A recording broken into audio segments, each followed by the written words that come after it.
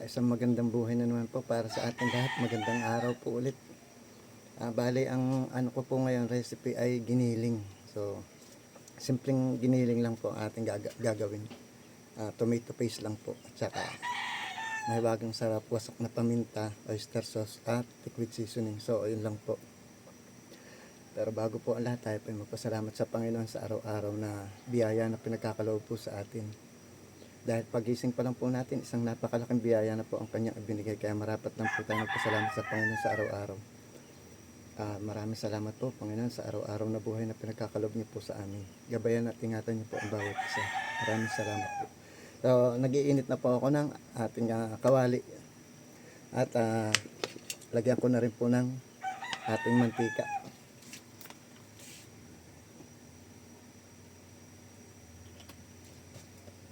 Nakapag-gayat na rin po ako ng carrots at patatas, bell pepper, at saka yung mag best friend, bawang at sibuyas.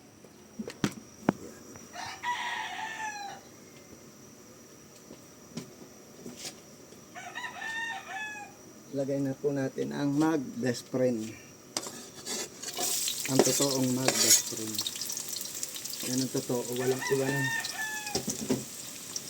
Kahit sa ang punsyonan, kahit sa ang handaan, mapapiyesta man, mapakasalan, mapabakdayan.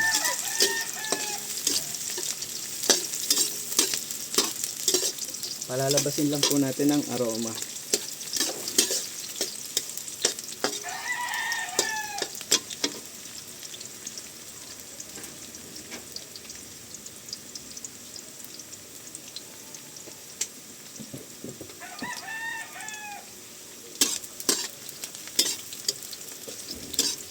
Yan, medyo labas na po ang kanyang aroma. So, lagyan na natin ang ating tomato paste.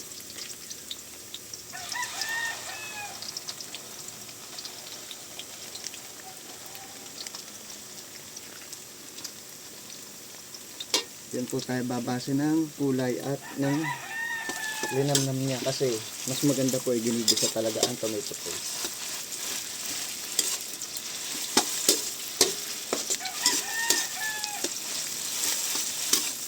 Pag gisang-gisa, mas maganda.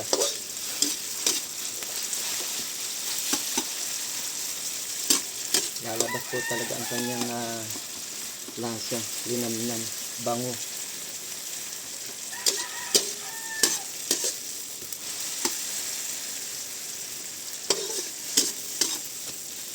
Pagka medyo nasusunog-sunog kasi ang tomato paste po, bumabango at lumalabas po talaga ang kanyang linamnam.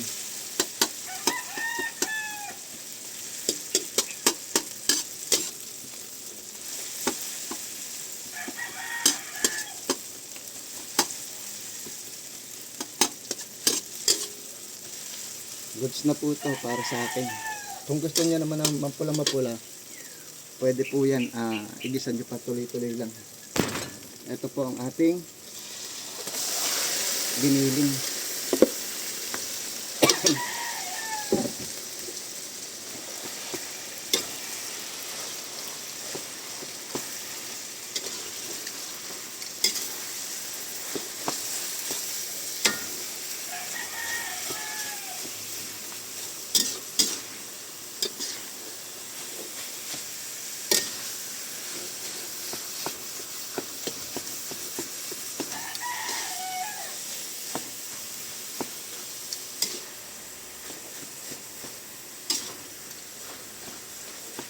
Kung kayo mag-alala, hindi po masusunog yan. Ano po yan, magtutubig o lalabas yung kanyang katas. Magsasabaw ng kanya.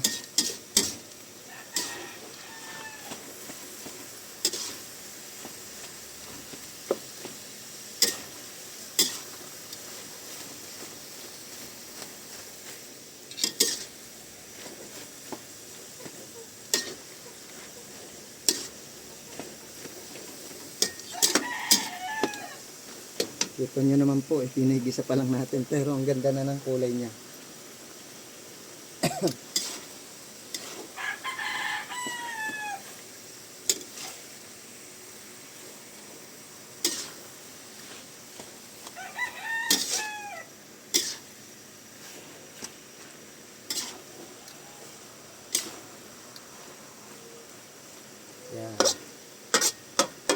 Bali, ang iaalat po natin dito ay patis. So, lagyan natin ng patis. Ito po.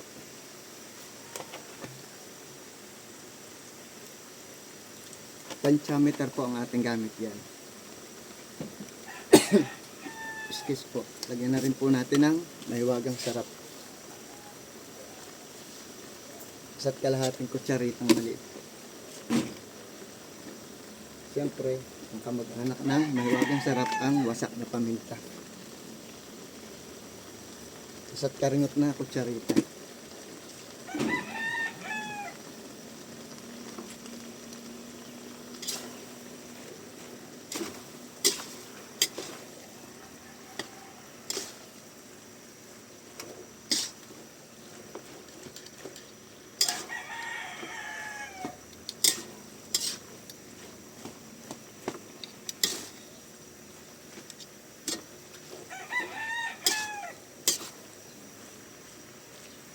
Lagyan na rin po natin ng oyster sauce.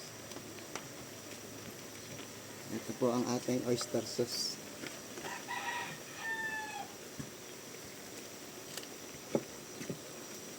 Yan.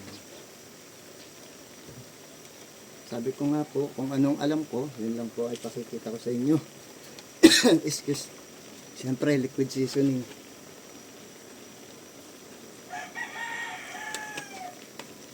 Hindi po tayo mag-ano ng magmamagaling sa pagluluto. Kung ano lang po ang alam natin, yun po ang ating pakikita.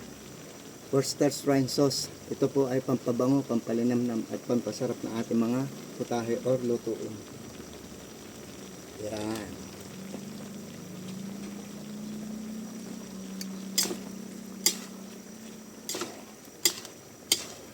Ang bango po kaagad. Parang pwede. Ay, tama na. Joke-joke lang po.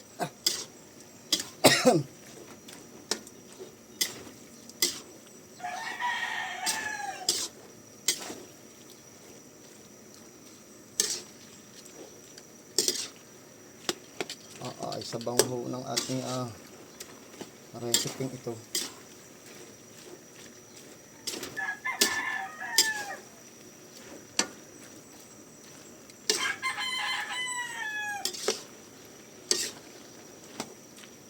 Parang pwede na ho ay.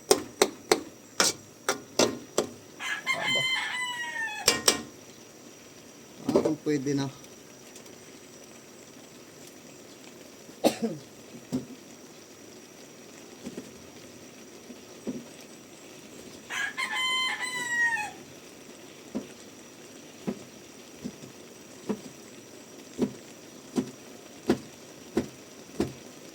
Gagayatin ko lang po ang ating bell pepper.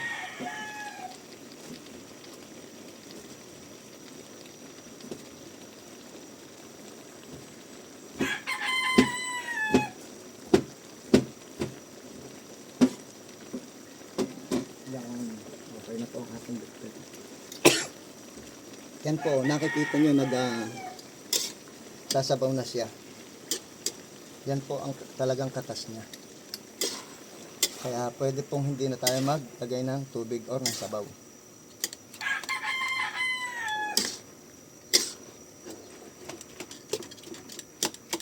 Dahil nga po giniling to, so hindi ko na po pinirito ang ating patatas at carrots. Pwede na po natin ilagay.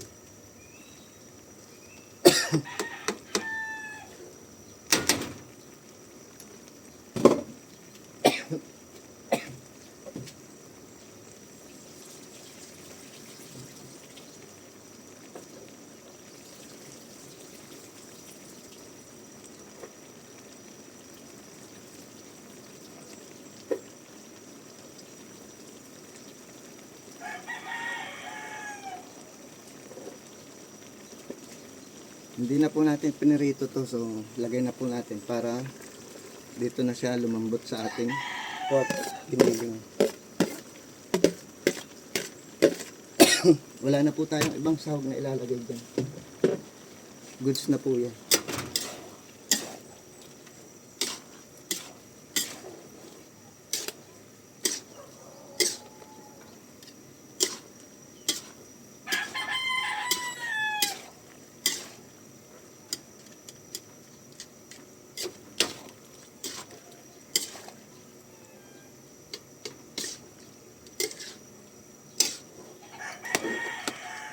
na po tayo maglalagay ng ketchup, tomato sauce, or kahit ano pang ano dyan. Lagay na rin natin ang ating bell pepper.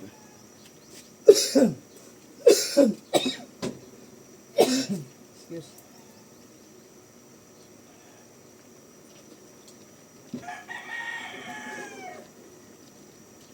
Bale, isa lang po ang ating mailalagay na bell pepper. Para po bumango na siya at lumasa na sa ating pork giniling.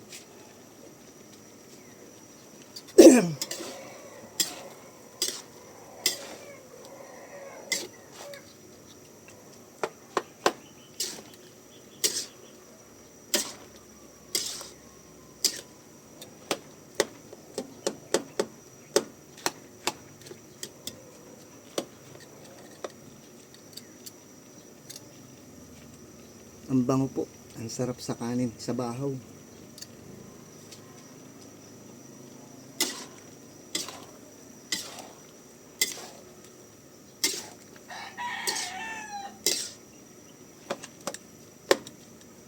Yan po ang ating pork giniling. Excuse po. Bale, ano lang po, tomato paste lang po ating ginamit dyan. May wagang sarap, wasak na paminta.